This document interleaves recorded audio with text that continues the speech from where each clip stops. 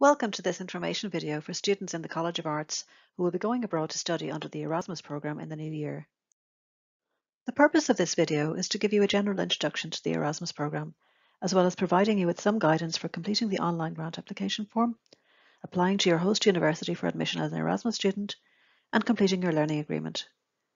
Other topics covered in this video include the OLS language assessment, organising insurance for your Erasmus visit, completing your Erasmus grant agreement, and some general tips and advice for your Erasmus preparations. I'm hoping to organise an in-person pre-departure session for College of Arts students in a few weeks' time, and I'll notify you of the details in due course. It's probably helpful if I start by introducing you to the staff that you'll be in contact with throughout the process, so that you know who deals with what. My name is Mary Lyons, and I'm the College of Arts Mobility Officer. That means I'm here to support you with any study abroad matters that are not directly related to the Erasmus grant.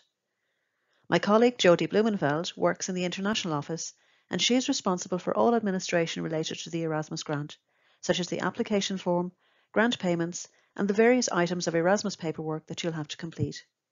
Jodie is the person behind the Outgoing Erasmus email address. Just in case there's any confusion, my name might pop up on some Erasmus documentation because I used to be the Erasmus Programme Manager, and I was based in the International Office before I moved to my new role in the College of Arts. My old job is currently vacant, but will be filled in the next month or so. It's important for you to remember that I don't deal with Erasmus grant administration, which is Jodie's role, but in this presentation I'm going to explain some of the paperwork to you so as to help you in your preparations. Incidentally, the university's Erasmus website will be a very helpful resource for you, and I'd encourage you to visit it because it contains a lot of useful information, as well as copies of almost all the documents you require. Erasmus stands for European Community Action Scheme for the Mobility of University Students, and it's been around since 1987. In the 35 years since it began, millions of students have taken part, and it's been an important rite of passage for them. Erasmus works on the basis of contracts or agreements between universities to exchange students in particular subject areas. So the idea is that the University of Galway will host a number of students from any one of our partner universities in Europe for a semester or a year of study, while sending students to that university in return. Erasmus students don't pay any tuition fee to the host university abroad, but they must continue to pay their normal fee to their own home university. Being registered at the University of Galway ensures that you can receive credit for your period of study abroad in the framework of your degree programme here. Central to your study period abroad is a very important document called your learning agreement. This sets out a list of the courses that you will take while abroad, and it requires the signatures of your academic coordinators here in Galway and at your host university abroad before you begin your Erasmus study visit. This prior approval of the courses you'll take while abroad guarantees that once you pass those courses, you will get full academic recognition from the University of Galway for your Erasmus study period. Last but not least, most students participating in the Erasmus programme will receive a mobility grant. This Erasmus grant will not cover all of the costs of moving and living abroad, nor is it intended to, but it will certainly help you with those costs. I'll return to the subject of the grant later. For now, I want to bring your attention to two important documents. The first is the Erasmus Information Handbook, which you can download from the International Office website, and the second is the online form that you will use to apply for the Erasmus grant. Jodie in the International Office will send the link to the online form to all students who have been nominated to study at a university in Europe or the UK for Semester 2. Please note that the strict deadline for applications is midnight on Monday the 28th of November. At that time, the form will close and no further applications will be possible. Here's what the handbook looks like and where to find it, and I would encourage you all to read it. Very often, students come to us with questions that have in fact been answered in the handbook. Before you begin filling in the form, I think it will be helpful if I outline the purpose of it, because you are required to tick a box at the end to confirm that you understand the University of Galway's data protection policy and that you will consent to the use of your data. So the information that's captured in this application form will be used to create Jodie's database of outgoing Erasmus students. Every single question in the form is there for a specific purpose, and every single answer that you provide is important in ensuring the accuracy of that database. This will be very important for things like the processing of your Erasmus grant payment and for issuing customised letters to individual students, as well as feeding into an EU database of all Erasmus students all over Europe. The storage and use of information held in the EU database is regulated by EU privacy laws. You will be asked to provide the name and contact details of your next of kin, and obviously this information would need to be shared with other University of Galway staff in case of emergencies or crisis situations. Here's what the application form looks like. As you can see, it's quite straightforward, but please set aside 10 minutes or so to fill it in with care and attention, double checking everything before you hit the submit button. Also, it's very important that you access the link to the form via your University of Galway Office 365 account. The link will be sent to your @University of Galway email address, and the form will only accept responses from University of Galway Office 365 accounts. So please only click on the link in your email and don't share it with others. There are about 30 questions and most are very straightforward. But before you begin, please make sure you have two pieces of information to hand. The first is your bank details, which are needed in order to make your Erasmus grant payment. You'll find them at the top of your bank statement. What's needed are your sort code and your 8-digit bank account number. The sort code is a 6-digit number that identifies the bank branch where your account is held. Many Irish sort codes begin with the number 9. It's important to remember that while you may notice that your sort code appears on your debit card, the 8-digit number beside it is the card number and not your bank account number. You should look for your bank account number on your bank statement, and please write it and the sort code without any spaces between digits. If your bank account is not held in the Republic of Ireland, then you'll need to write in your BIC and your IBAN in place of the sort code and account number. These are simply the internationally recognised format of the sort code and account number respectively. You'll also need to provide the start and finish dates of your semester at the university abroad. Now, your host university may have already sent you these in an information sheet, or you may have to consult the academic calendar that you can find on your host university's website. I mentioned before that the information you provide will be used to create the University of Galway's Erasmus database, and it will be greatly appreciated if you can take the time to ensure that you have written each response accurately and with attention to detail. It goes without saying that errors in bank account details are going to cause problems and significant delays in grant payments. But even apparently small details like incorrectly written names and addresses take time to rectify, and these details are important. The database will be used to generate a formal, personalised nomination letter for each one of you, showing your name, address and date of birth, and confirming your status as a nominated Erasmus student from the University of Galway. You might have to produce this letter for Susie, or present it to your host university, or to some administrative authorities in your host country. It's important that the letter contains accurate information and that it looks professional, so please ensure that your name and address are written correctly, with each word starting with a capital letter. For your address, you have up to 4 lines available in the form, so use as many as you need. When completing any Erasmus-related documentation, I would advise using the form of your name that appears on your passport. One first name is enough unless you normally use 2. If you choose to use an Irish version of your name, then please stick to that for all your paperwork. The home address you provide should be a permanent one, not a temporary term address in Galway. And please take care when using the calendar to select dates, especially when inserting your date of birth. I think we can safely assume that none of you was born in 2022. You'll be asked to insert 2 email addresses, a University of Galway one and a private one, purely so that we have an alternative email address for you in case there's ever an issue with your University of Galway email account. I would emphasise, however, that we will normally communicate with you through your University of Galway email address, and this is the one you should always use for corresponding with us. Emails sent from Hotmail and Gmail accounts can end up in our spam folders and we may not notice them straight away. Incidentally, I should also mention that when we say alternative email address, we mean an alternative email address for you, not for your parents. It's our policy to regard students going on Erasmus as adults, and we will not be communicating with their parents unless it becomes essential due to some emergency situation. In general, where a parent contacts us to ask questions about their son or daughter's Erasmus, we would be obliged to obtain the student's written permission before discussing them with the parent. Please make sure to double check your bank details before you submit the form, remembering that grant payments will be made by electronic bank transfer. If you have more than one bank account, please note the account number that you've given us because that's where your grant payment will be made.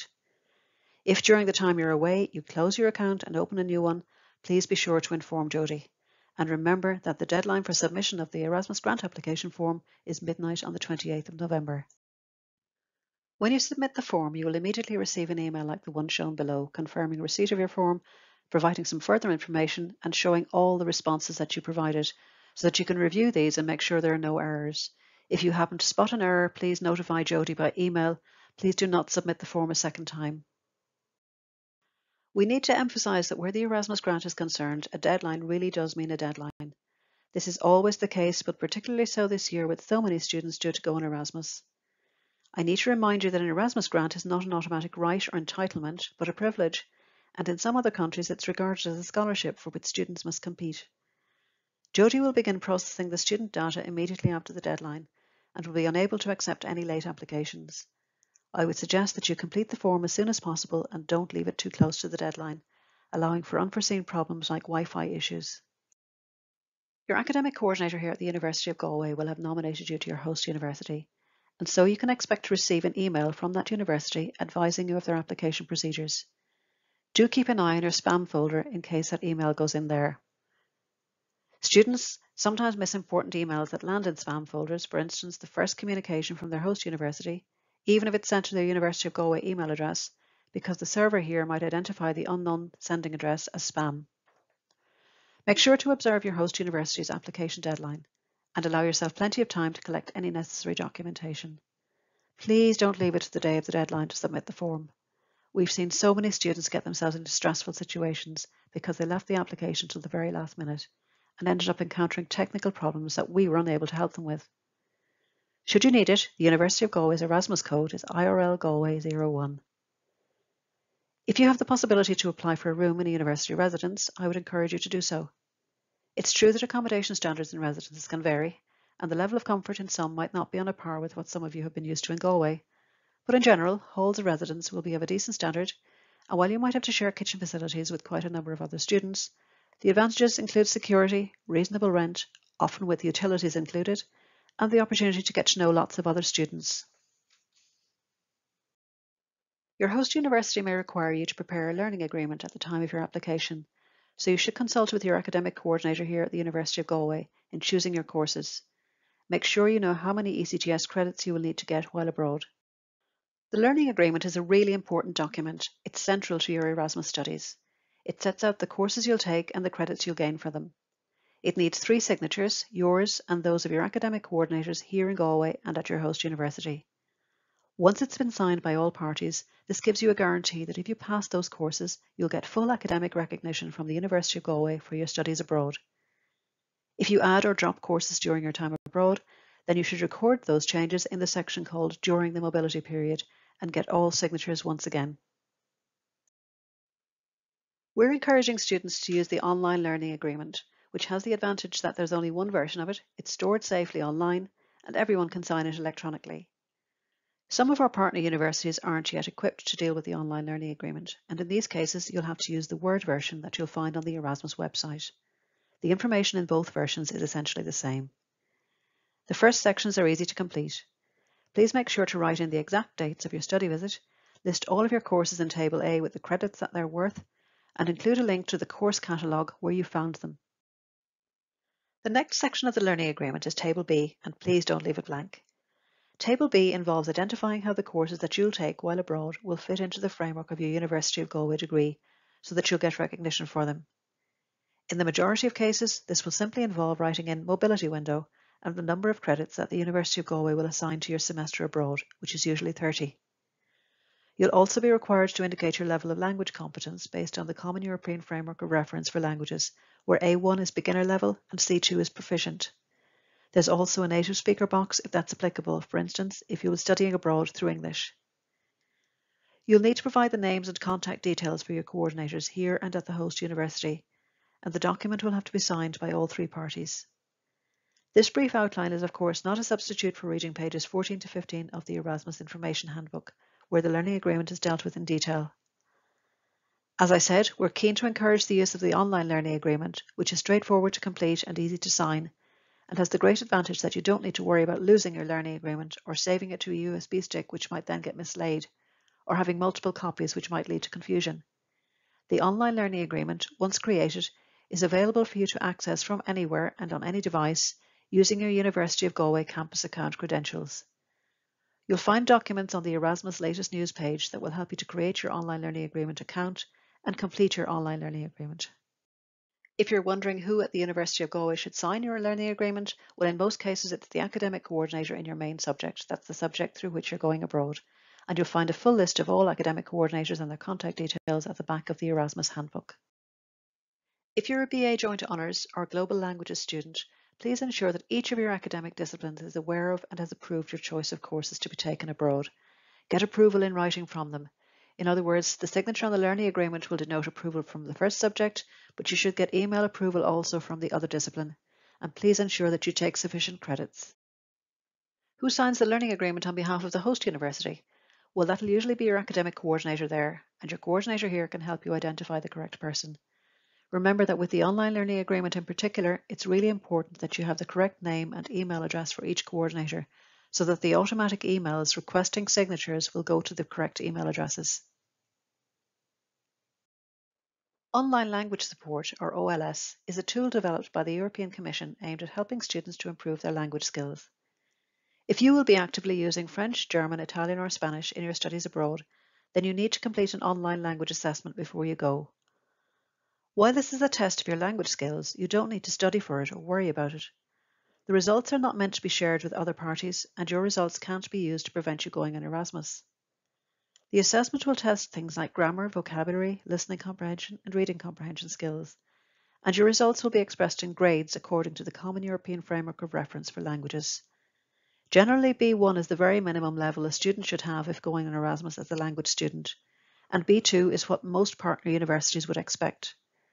If your results are disappointing, it's probably an indication that you need to work on your language skills, but this is where the free online course comes in.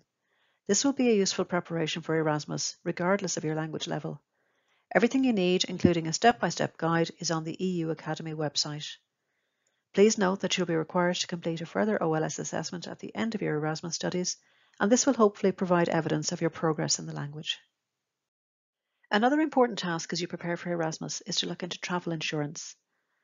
The EHIC, or European Health Insurance Card, is the most basic level of cover and a fundamental requirement for any European citizen travelling to another EU state. You can find out more about it and apply for the card at ehic.ie. However, the cover provided by the EHIC will not be sufficient of itself, as it's very limited in its scope, covering only basic care within the public healthcare system, and for that reason you will also be required to hold a private travel insurance policy. If you or your parents have an existing health insurance policy, you may be wondering if it already provides cover for travel, so check this out. When going in Erasmus, you must make sure that you're covered for personal accident, medical treatment, repatriation, lost or stolen possessions, and the usual travel-related contingencies such as lost or stolen possessions and disruption to your travel plans, what is known in the travel insurance industry as cancellation or curtailment of travel. We cannot choose a policy for you, nor can we advise on the suitability of specific policies. We can give you the names of some insurance providers, but you must make the decision on purchasing a policy that meets your needs.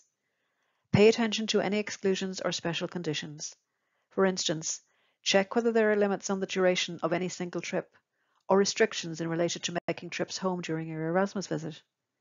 Above all, please make sure that you read carefully the section of the Erasmus Handbook that deals with insurance, that's Chapter 5, and the information provided at the web link shown here. One of the more enjoyable aspects of preparing for your Erasmus visit is finding out more about your Erasmus destination. Doing your research here will really pay off and allow you to get the most out of the experience of studying abroad. You should do some research not just into your host university, but also into the town, region, and country where you'll be based. You can use the host university website as a starting point, as well as tourism websites. The University of Galway Academic Coordinator may be able to show you reports written by University of Galway students who are on Erasmus in the same destination that you're going to. Or you may have been lucky enough to connect with students from your Erasmus destination who have been studying here this semester. You'll find some hints and tips on the Erasmus app, which you can download, and the website just landed, although that's aimed mainly at people moving abroad to work. But it does have some helpful information for the various countries under the heading of culture, which will be worth taking a look at. I've included here also a blog that I found. I don't know anything about the author and it's probably one of many, but it's quite a nice read and it gives some helpful insights into topics like preparing to go abroad, finding accommodation, managing money, making friends, and generally getting the most out of the experience. Be aware that every student going on Erasmus from the University of Galway will be required to carry out what's called a mobility assessment and sign a study abroad declaration. The purpose of the mobility assessment is to have you consider things like risk and personal safety in relation to your study period abroad. And in the declaration, you will be confirming that you understand the requirements in respect of things like academic performance, conduct, insurance, risk assessment, and your fitness to take part in an international experience. I will contact you all about this a little closer to your start date. The Irish Department of Foreign Affairs website is a useful resource for any student preparing to travel abroad. There's a section there called Know Before You Go, and it presents travel advice on a country-by-country basis, covering topics like safety and local laws. It's recommended that Irish citizens travelling or living overseas register their contact details with the Department of Foreign Affairs as well. This means that the Irish Embassy or consulate closest to your place of residence abroad will be aware of your whereabouts, and you can be contacted and provided with assistance if there's a crisis such as a natural disaster, civil unrest, or a terrorist incident or family emergency. As part of your mobility assessment, you will be required to note the contact details of the Irish Embassy or consulate in your host country if you're an Irish citizen. So here are a few items for your to-do list. Sort out your European health insurance card and investigate your insurance options. Make sure your passport will be valid for the full duration of your study visit, and bear in mind that in some countries you're actually required to hold a passport that's valid for several months after your planned departure. So check that out. If you don't already have online banking, you might want to set that up. You should think about getting an international student identity card. And after the application deadline for the Erasmus grant has passed, Jodie will send an invitation to you all to join the Facebook group, and that will allow you to keep in touch with the International Office and receive relevant updates and news. So what happens after the Erasmus grant application deadline? Well, in early December, you will receive from Jodie in the International Office the following documents. A letter of nomination from the University of Galway confirming your Erasmus student status, your grant agreement, your Erasmus student charter setting out your rights and responsibilities as an Erasmus student, an Erasmus timeline, and a safety advice sheet. Your Erasmus grant agreement is another important document. Please don't confuse it with the learning agreement. The learning agreement is about what you're going to learn or study while you're abroad. The grant agreement is about your grant. It's your 4-page Erasmus financial contract with the University of Galway. You'll be required to fill it out again with care and attention, inserting your personal details, your bank details, and your insurance details before you sign it, date it, and return it to the International Office as soon as possible, and certainly before you leave to go on Erasmus. If you have a disability, special needs, or a condition that entails additional expenditure for you in order to take part in Erasmus, you may be eligible for an additional Erasmus grant. This grant is intended as a support with the particular costs associated with taking part in Erasmus and does not cover ongoing routine medical expenses. Some eligible costs would be special transport or accommodation, or the cost of a personal assistant, or assistive technology related specifically to your Erasmus studies. The International Office will advise on this. Any students who are registered with the University of Galway's Disability Service should inform the Disability Officer that they're going abroad to study. And make sure as well to inform your host university about your disability and your support requirements. You may be wondering how much the Erasmus grant is. Well, you'll see that the amount varies according to different countries. Some countries are regarded as having a higher cost of living, and this is reflected in a higher monthly grant rate. You'll see that this year, students going to Scandinavia or the UK receive €350 per month, while a rate of €300 per month applies to all other countries. For some of you, this will be your first time living away from home, and while going on Erasmus will allow you to gain in independence, it can also be a little daunting if it's the first time you've been alone in managing day-to-day expenses and doing serious budget planning. This is just an outline of the expenses you'll need to consider. And of course, much will depend on how good you are with money and what your expectations are for the time abroad, as well as the cost of living in your host country and whether you can make savings as a student with cheap travel and other schemes. An approximate figure for the cost of living in Europe would be €900 per month, but as I said, a lot depends on your budgeting skills. If you're currently in receipt of a SUSI grant, you should be able to hold on to that during your semester abroad, since it's an integral part of your study programme here. And if you're on SUSI and you're currently living in Galway, then you should qualify for the non-adjacent rate while you're abroad. While we talk about the Erasmus grant in terms of monthly rates, the grant is not paid in monthly instalments.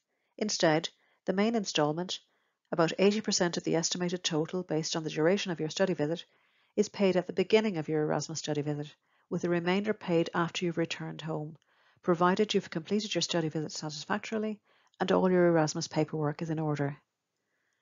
There's an additional grant for financially disadvantaged students. This is known as CISI, the Social Inclusion Supplementary Support Initiative. The criteria for CISI are set out by the Higher Education Authority, the HEA, and are usually related to a student's SUSI status. My colleague Jody in the International Office will provide further information about this in due course. Please remember that there are some conditions attached to the Erasmus grant. You could have to repay all or part of it if you fail to complete your agreed study programme, or if you fail to complete a minimum of 2 months abroad. If you return home without completing your agreed study period, but you have completed 2 months, you can be asked to return a proportion of the grant. I'll leave you with a final reminder about the Erasmus grant application deadline, which is midnight on Monday, the 28th of November. You must get your application in before that date if you wish to receive an Erasmus grant. Remember that the Erasmus application and the Erasmus grant are handled by the International Office and that Jody is your contact person for everything related to the grant. I hope you found this presentation useful. As I said, I intend to offer a pre-departure session for College of Arts students in a few weeks' time with some more practical information about living and studying abroad, and I'll be in touch about that in the next couple of weeks.